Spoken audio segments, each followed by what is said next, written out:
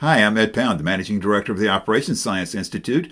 Welcome to the Institute's series, 52 Weeks of Operations Science in 2 minutes. To be clear, we're not going to compress a year's worth of operations science into 2 minutes. Every week during this 52-week series, we will provide 2 minutes of powerful, practical operations science insights. If you are not already applying operations science, you're wasting money and resources. Supercharge your and your team's skills with high-value, low-cost operations science online certification. The Institute is proud to announce the launch of the Operations Science podcast. Operations Science is a science of working better, and we will discuss ideas, innovations, and practical experience from managers and executives and industry thought leaders. The podcast is available on all major outlets. You can search for the Operations Science podcast to find it. In the latest episode of the Operations Science podcast, I sit down with Juan Maldonado, a 25-year veteran in European distribution and logistics.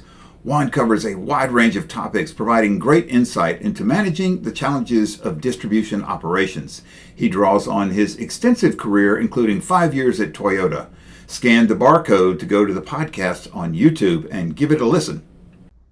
This week we describe a fascinating podcast with Mike McBride of Delta TechOps, describing how TechOps struggled to recover from COVID and then used operations science in combination with its lean efforts to embark on an ambitious growth plan. When COVID hit, Delta parked nearly 1,000 aircraft. Delta TechOps, which generates nearly $1 billion a year in revenue and employs about 10,000 people for Delta, was suddenly facing a supply chain collapse and offered generous buyout packages, resulting in a reduction of 30% of its workforce. Engine turnaround times ballooned from 75 days to over 300 days. Decades of expertise had walked out the door, leaving massive skill and capacity gaps. When COVID ended, air travel came back quickly. At the same time, Delta embarked on an ambitious growth plan. The rebuild of talent and process capacity started with a simple Lean 5S effort. Get the house in order. They turned to operations science to lay a strong foundation to support the group and help floor personnel focus efforts when improving performance. TechOps has trained its own internal trainers to establish and sustain its ongoing efforts. Over 500 people trained in operations science, including support groups like finance and repair engineering. Make no mistake, though, the number of people trained is not the goal. The goal is results that matter, and Delta TechOps has spectacular results. A common framework has emerged, and that has supported efforts such as reducing turnaround times to be 2 to 4 times faster than the competition.